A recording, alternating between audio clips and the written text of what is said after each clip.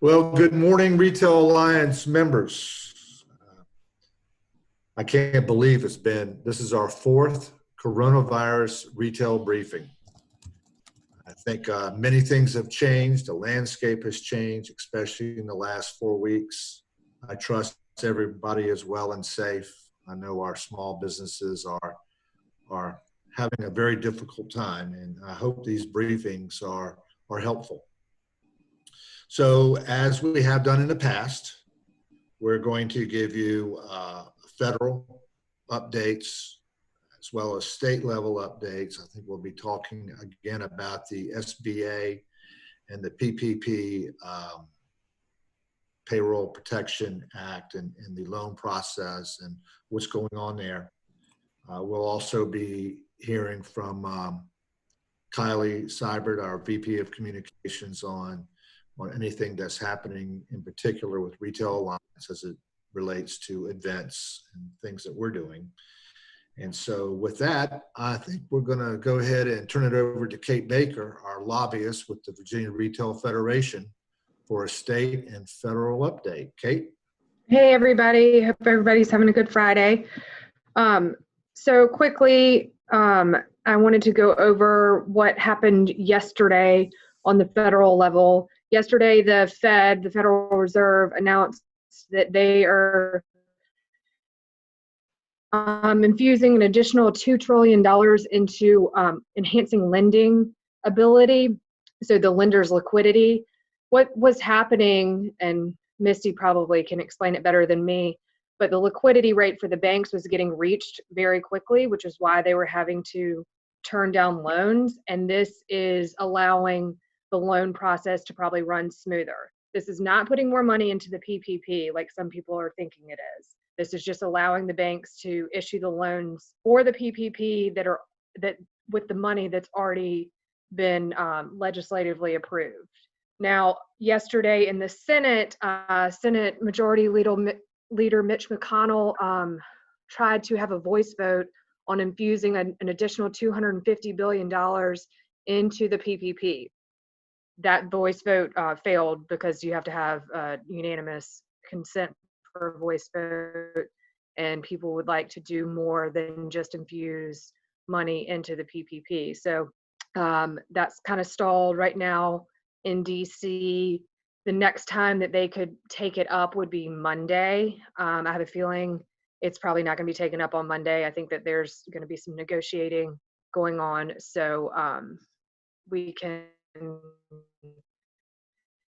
hopefully expect to see a vote on that by the end of next week so that we can get moving and have more money available for our small businesses. And then on the state level, as I said last week, the veto power governor has to be done by midnight tomorrow night. So at one of his press conferences this week, he said that there were about 400 bills that he had not taken action on. A lot of them have to do with business issues that impact our members. We have been working, asking for delaying even more difficult for our members coming back out of this economic crisis, and then also have to implement new difficult labor laws. So we're waiting to see, and as of midnight Saturday night, we will see if he makes any amendments or delays or vetoes any of those bills. And you can expect a report from us next week on what happens with that. He also issued an edict through a press release earlier this week about ABC fees for our restaurants. They're allowed to defer annual fees for licenses and permits up for renewal through June. And he also directed ABC to allow establishments, restaurant establishments that are doing curbside and delivery, that they can also, and that they have mixed beverage licenses, they can also provide mixed beverages during that. So that's about it right now on both the federal and state. Hopefully next week I will have a great update for you from the federal level that they've actually infused more money into the PPP, allowing more people to apply for these loans. Thank you, Carrie. And as we have in the past, please, all participants, feel free to to go into your chat box and ask any questions, especially of Kate. And also we are fortunate to have Misty Lineberger with us again this week, of Pixel Financial Group, and she can give us a little bit more clarity on the SBA and the loans and things of that nature. Joey, do we have any questions specifically for Kate? We have nothing right now, Ray. Okay. Well, then in that case, let's hear from Misty. Misty? Good morning, everybody. So yeah, actually a lot has kind of moved since the last time I talked to you guys. So last week on the PPPs, I said that anything that is not forgiven is going to be paid off over 2 years at 0.5%. But the banks did a little bit of pushback on that, primarily because they were going to lose money at 0.5%, and clearly the government wasn't going to let that. So they've increased it to 1%. So if you go and get a PPP and it's at 1%, and I said 0.5% last week, that's why. Today, I think they're going to be coming out with more guidelines in terms of sole proprietors. People who aren't on payroll and don't necessarily have employees can apply for the PPP, but there's been kind of a lot of just gray area, mushy, not everybody's quite clear how that's going to happen. However, what I can tell you is if you are a sole proprietor and you haven't done your 2019 taxes, or you don't even have your books in place, that's going to be super difficult. I know we have received a flood of people coming and saying, oh my gosh, I don't have any books.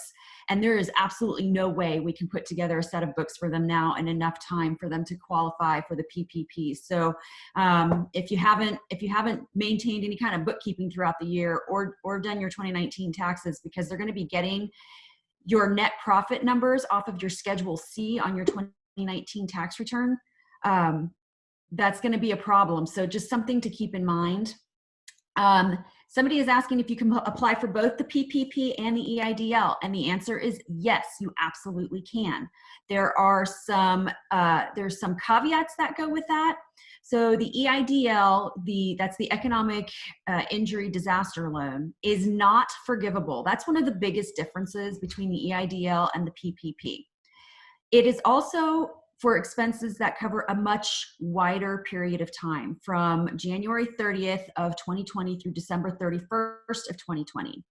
Now, it does come with a grant that does not have to be paid back. You apply for the EIDL, you check the little box that says, please consider me for the grant, but there still isn't any clear guidance on how much of that grant you're going to get. Now, I have heard some information that indicates you're going to get $1,000 for every employee that you have, because they designed the grant really to pay for payroll. But I have not been able to actually confirm that through the SBA as of yesterday, that that's actually how the grant is going to work. So just a heads up there. In terms of how much of an EIDL you're going to get, that EIDL is only, we think it's going to be 50% of your gross profit, which is total receipts less cost of goods sold. Those are certainly the two things that they ask you for: your gross income as well as your cost of goods sold on the EIDL report or return. So still up in the air about how that's going to happen. Now, money is starting to move. I know a lot of people were worried. They had about 15 days to get this program in place before they could move any money around. We're not quite there. Actually, we're there as of today. So it's starting to move. I was going to worry if things didn't happen last week. The EIDL is not capped at $25,000. The EIDL is capped at $2 million. Up to $25,000 is unsecured, which means you don't have to have any collateral to back it up. Anything over $25,000, they're going to start asking for collateral. That collateral, some people are like, but I don't have collateral. Well, you're not going to be denied the loan based on collateral alone, but they're going to ask you to declare any collateral that you may have, to include personal assets, I believe. Up to $200,000 of the EIDL does not have to be personally guaranteed. So that's something else that you're going to that's something different. I mean, that's a lot of money not to have personally guaranteed, especially if you're a sole proprietor.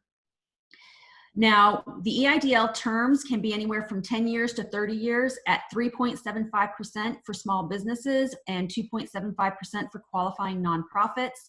And essentially, qualifying small businesses and nonprofits are typically fewer than 500 employees. Not-for-profits need to be careful. Not everybody's going to be a qualifying not-for-profit. I'd go to the SBA and determine like whether or not you qualify for this or not. The other thing is I think most of the EIDL loans will probably be 10 years. I know a lot of people, it can be up to 30 years, but I think most of them are going to be 10 years. Now with the PPP is a forgivable loan. They really only want you to use it for payroll. They say that you can use 25% of it for non-payroll related expenses, but they really want you to be using it for payroll. 8 weeks of payroll and some non-payroll related expenses like rent and mortgage interest and utilities will be forgiven on the PPP. Any money that is not forgiven will be paid off in 2 years at 1%, which is just kind of their way of making sure you're spending the money in the correct way. But it also covers a much more narrow period of time, and it's much more restrictive on what you can spend the money on. The EIDL is not as restrictive. It's intended to help you pay your normal operating expenses, where the PPP, like I said, they only want you paying that for payroll. And it's from February 15th of 2020 through June 30th of 2020. So it's only that period of time it can cover those expenses. Now, if you are a sole proprietor, and I think, Kevin, that's what you're referring to, is you pretty much act as a sole proprietor, so you're not on payroll. Yes, it can be taken if you don't have payroll. Now, in terms of the forgivability of that, I'm not sure how that's going to work yet. Hopefully the updates for today are going to answer a lot of those questions in terms of the sole proprietors and just how all that is going to work, because again, that has not been entirely clear. The other thing you have to know about the PPP is there are some excluded expenses. For example, there is going to be a 100% reimbursement to employers who have fewer than 500 employees, so small businesses, who are going to pay for COVID-related paid leave.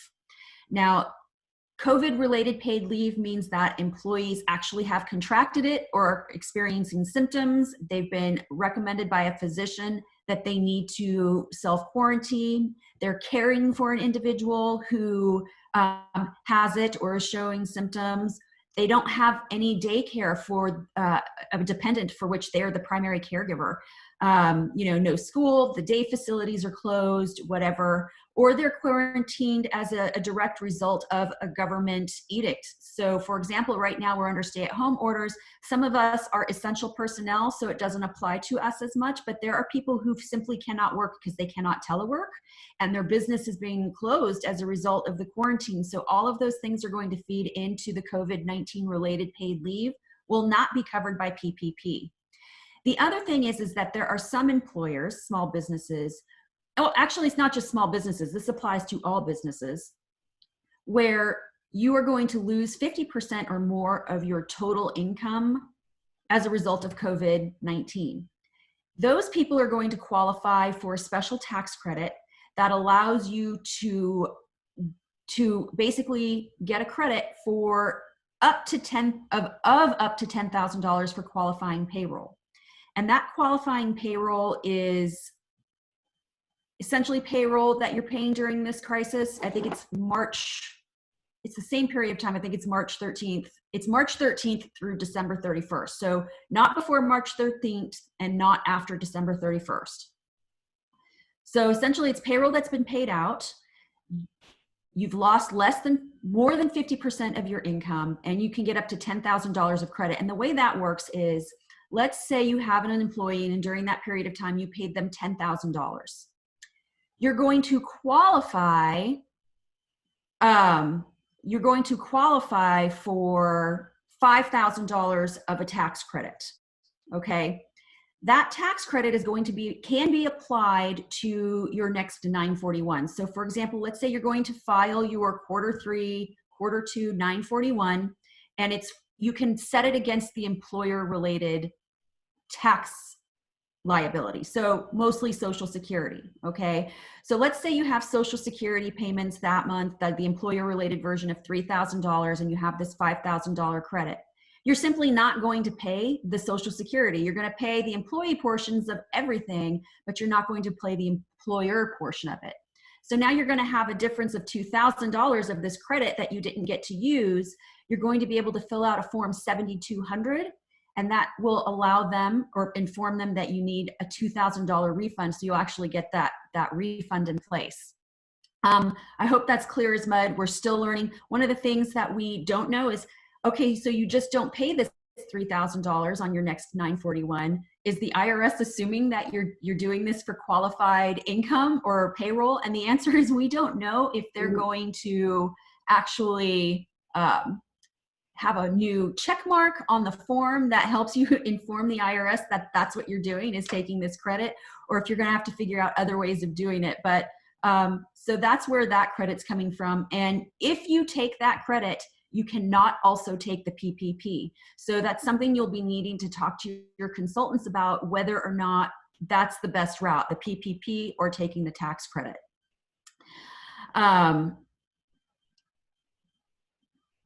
And Tobias, you and I can talk offline. That is not the information I have at the moment.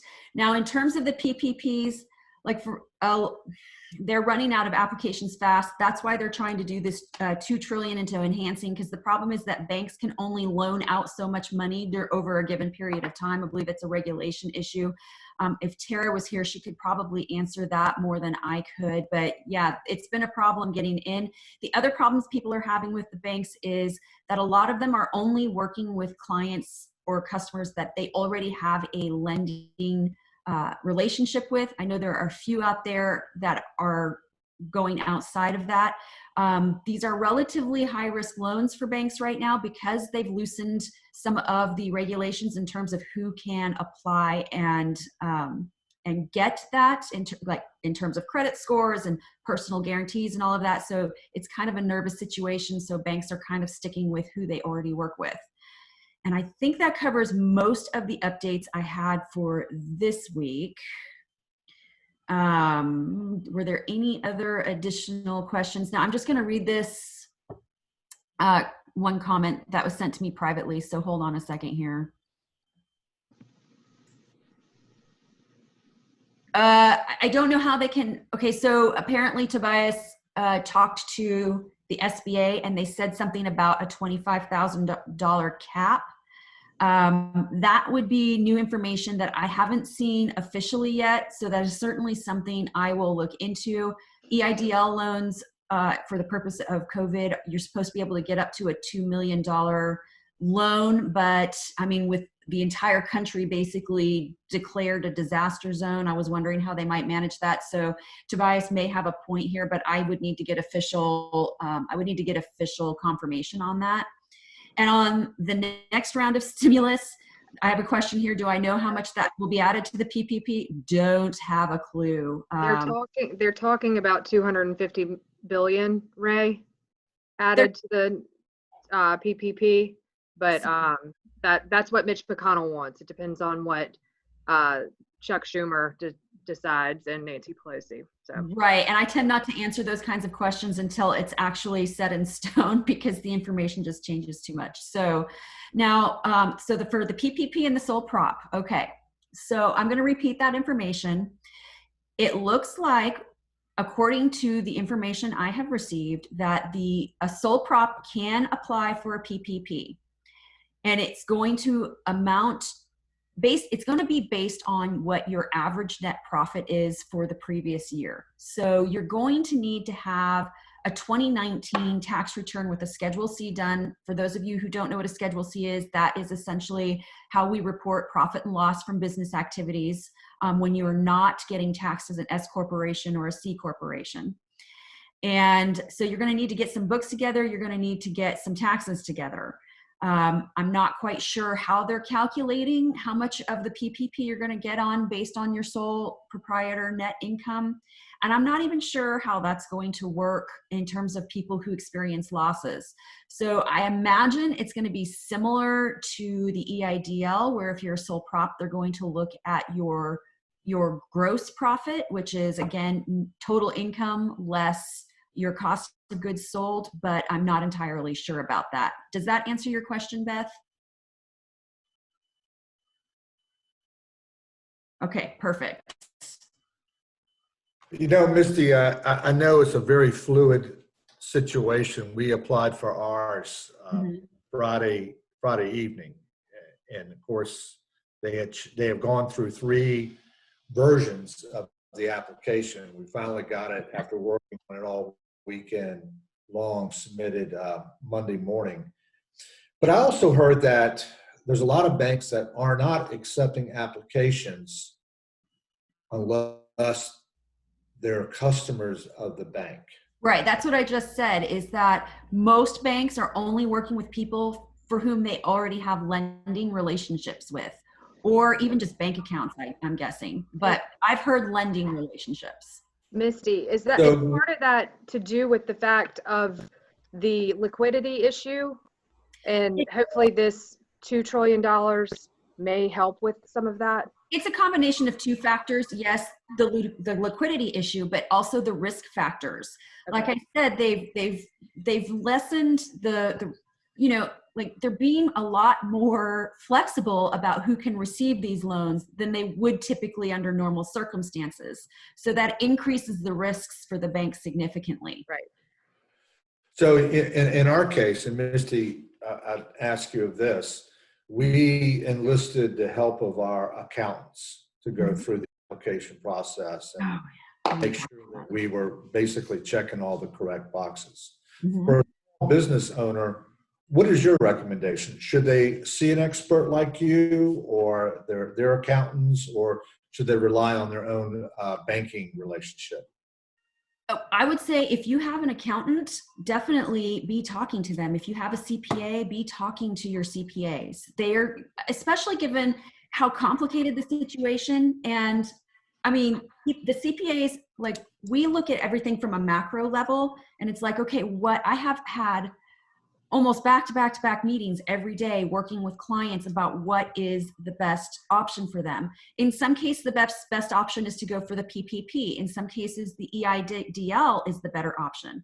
In some cases, it's a combination of those 2. And in some cases, I've said neither of these are good because I don't want to put you into a debt into a debt position that I'm not sure you're going to be able to pay off later. So let's talk about going into the unemployment system. So yeah, if you have those kinds of people and they're helping you do your taxes, they're helping you do your books, those should be your first calls. There's also, for example, I've helped a lot of my clients fill out the EIDL. I can't do that for the PPP. As a matter of fact, just so you guys know, it is illegal for anybody to charge you money to fill out the PPP. It's not allowed. And I've heard people going out and getting people and paying them to fill these out for them. We cannot do that. I can charge for filling out the EIDL. I've heard of other companies out there charging upwards of $2,300 for it, which is ridiculous, because if I'm doing this for my clients, I'm going to maybe charge a little bit, but it takes me 15 minutes to do those applications. And most of my clients I do their books for as well. So I already have all the information. We don't have to throw it around. But the regulation is you can't charge more than $2,500 for this. And so people are making their charging just below. And I kind of think that that's ridiculous as well. So just be careful about the kinds of things that are going out there. But if you have professionals who are already helping you with this stuff, I cannot stress enough how important it is for you guys to get out there and talk to them before you just jump in head first. And I think something else to point out is that, especially with the PPP, the loan is only 0.5%. And if you do pivot and you do lay off people and you have to, they've increased it to 1%. Just FYI. They would repeat that again. They increased it to 1%. Okay. Yeah. Good to know. Good to know. Yeah. Good to know. And if you did have to pivot, that would be your repayment would be based on how much with the 25%. Right. payroll. Exactly. And of course you have the 2 years to pay it off. So, I mean, honestly, there are a lot of people out there who are using this as a get out of jail free card for businesses who were already in trouble prior to coming into this situation. I mean, and I can see how it might be helpful there as well, especially with the EIDLs, not so much the PPPs. They're making a lot of concessions, and like I said, they've loosened the restrictions and they've become more flexible about who can get these. Okay, are there any other questions from Misty? Misty, we're so fortunate to have you and to have an expert talk about this because, again, it is very fluid. There has been a lot of confusion. I think the banks were swamped quite literally. We couldn't get ours until late because they were still trying to figure out the processes and protocols. So we do really appreciate your help here. I do have one. Joey is. I want to mention, I received like 6 different updates in my email last night because so much is coming in. But I know there are a lot of people out there who still haven't done their taxes clear back to 2016. They have extended the deadline to claim a refund for 2016 through July 15th. And that was something that was recent. So if you think you're getting a refund here from any of the previous years, you have until July 15th to get 2016. It's use it or lose it. So. And I think something else to point out in our case, and I know a lot of our members use payday payroll, they have it already set up for the qualifying information that can be used on the PPP. Right. And on top of that, a lot of the payroll companies, Payday, Time and Pay, a lot of them are already sending out forms too, because I think you guys might have heard, you should have heard me say that there's a 100% reimbursement that's going to happen for COVID related paid leave. They're already producing forms so that all of the employers can make sure to keep track of that separately. They're creating codes in their systems. They are creating forms for you to keep track of why the employee is taking leave. So if you have those resources, again, not just your CPAs, but like you'll be relying on your payroll providers a lot for this stuff. So when you start considering applying for the forgiveness portion of this, how long should you wait to do that from the date of application?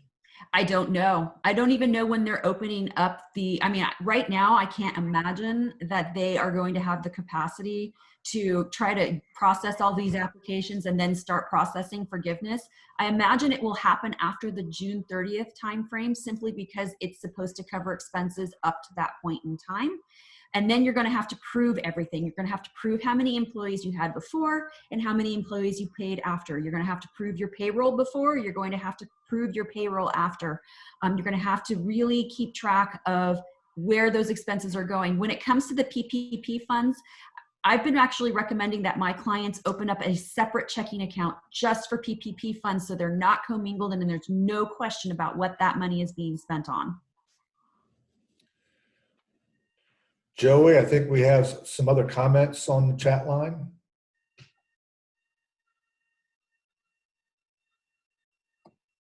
I do not believe so, Ray. I think that was it. Okay. Kate, did you have anything else to add? No, just be on the lookout. There'll be an email coming out from Virginia Retail Federation later this afternoon after the governor's press conference, just in case anything comes from that. But it will have some additional resources that I discussed today.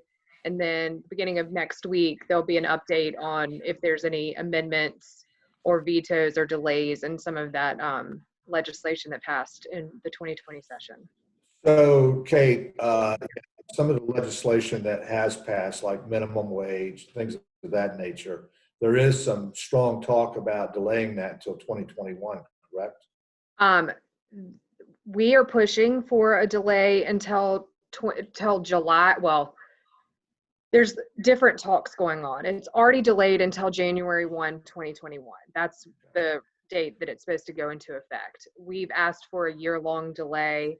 There's been discussion of a 6-month delay, which would be July 1, 2021.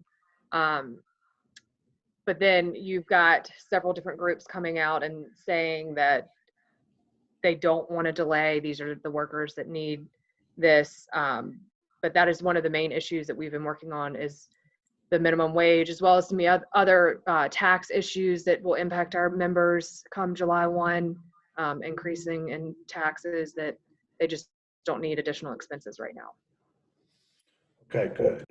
And Kylie, I think that you had a comment that we have some other financial resources that we're going to be sharing in a few minutes. Yeah, I just I didn't want anyone to sort of leave right now, because there was a few other grants and things that are available to businesses that we wanted to make sure that they knew about. Good. So with that, Misty, again, I want to thank you so much for your contribution, your help, and your support on this, and as well as to you, Kate. So Kylie, do you have any updates for us? Yes, let me go back to here. We do have a few webinars coming up. We held 2 this week. One was Sonia Schweitzer about email marketing, which was a good one. And the other one was actually our law attorneys, Wilcox and Savage, did a great webinar discussing sort of the employee side of things in terms of unemployment, layoffs, furloughs, etc. So both those recordings are on our website in the coronavirus area resource page. There is also coming up, let's have a look.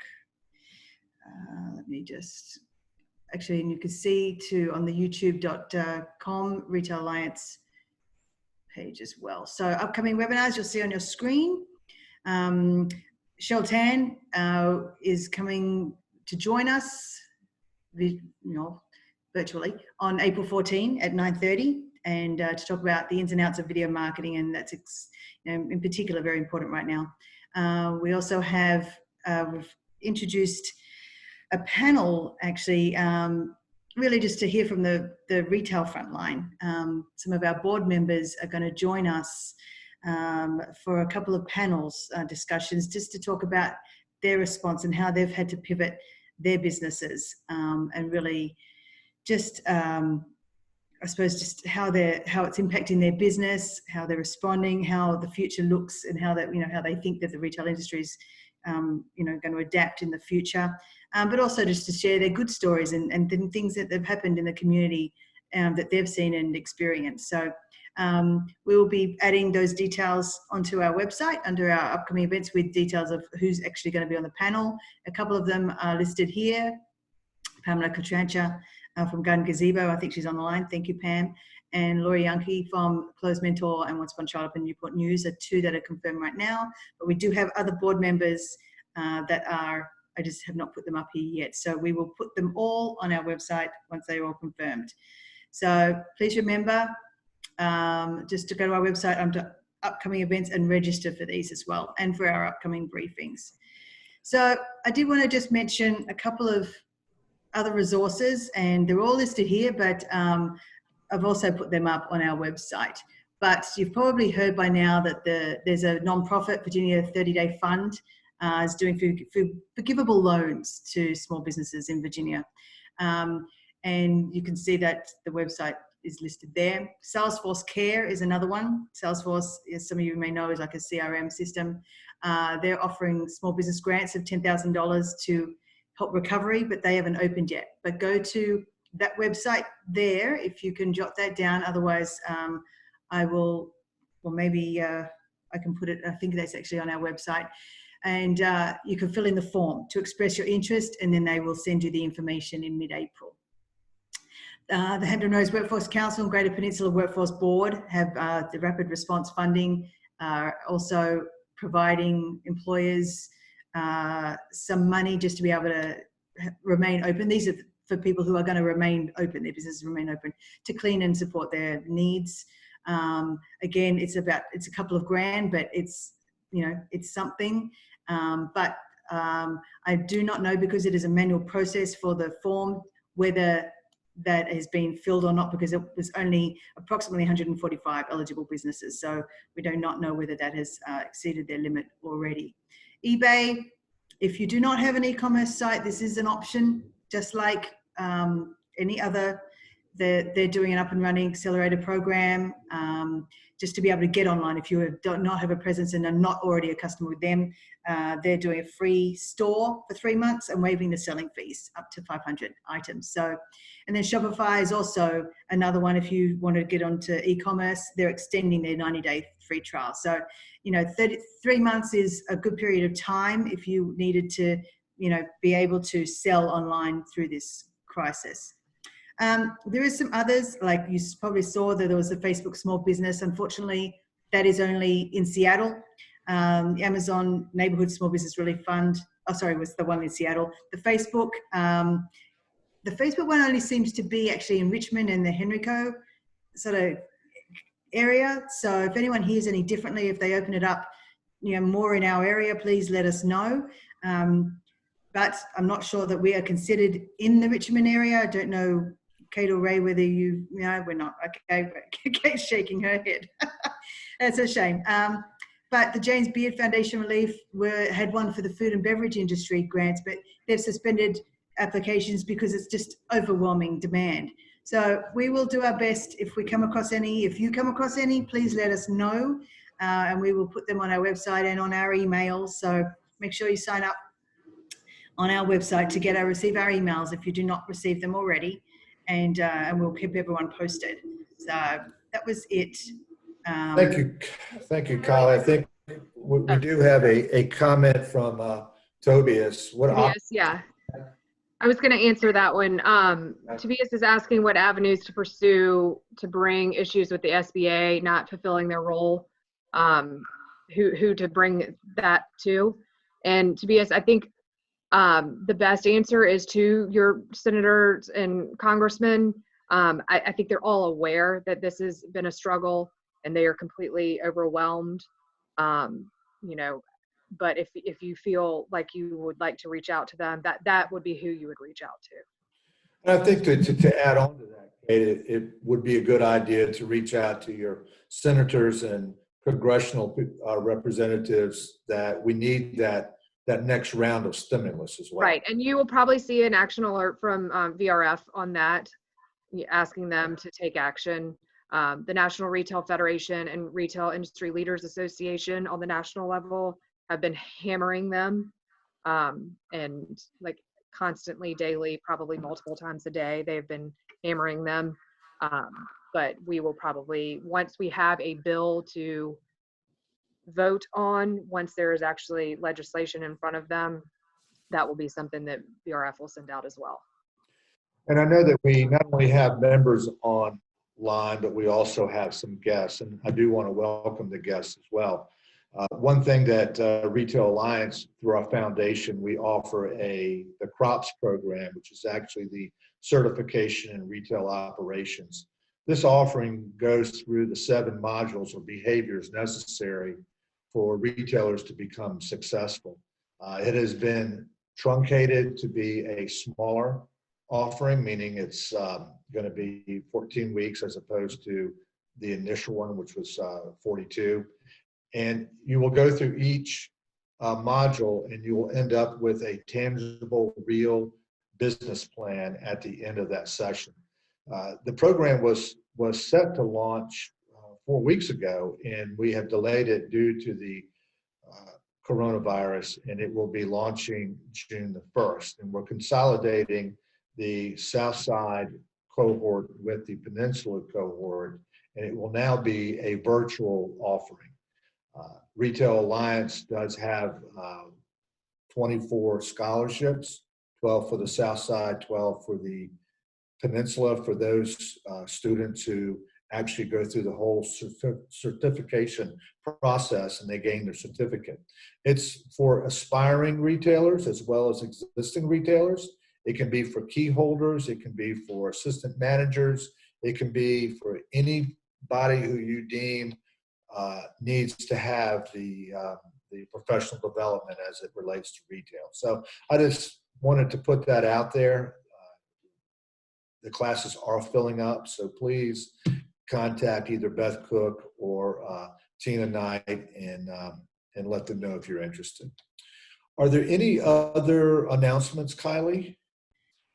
not announcements, but I just want to make sure that everyone knows we opened up our Strive webinars that we've held for the last 12 months. Actually, we've been going more than that. So we've opened up our webinars and they're all about marketing and advertising and so on. So they may help businesses just through this period as well. You may have a little bit of extra time on your hands. So they're also on our YouTube channel, Retail Alliance. Just search Retail Alliance in YouTube, and we've got all the playlists up there for this year and last year for our strives, plus any briefings, because I know Misty's done a great job, and so has Tara and Kate, just to give updates over the last few weeks. So you can tune into those as well. Thank you. And you don't have to be a member of Retail Alliance to take advantage of that. That's open to any retailer. I want to thank again, Misty. Thank you so much for being with us.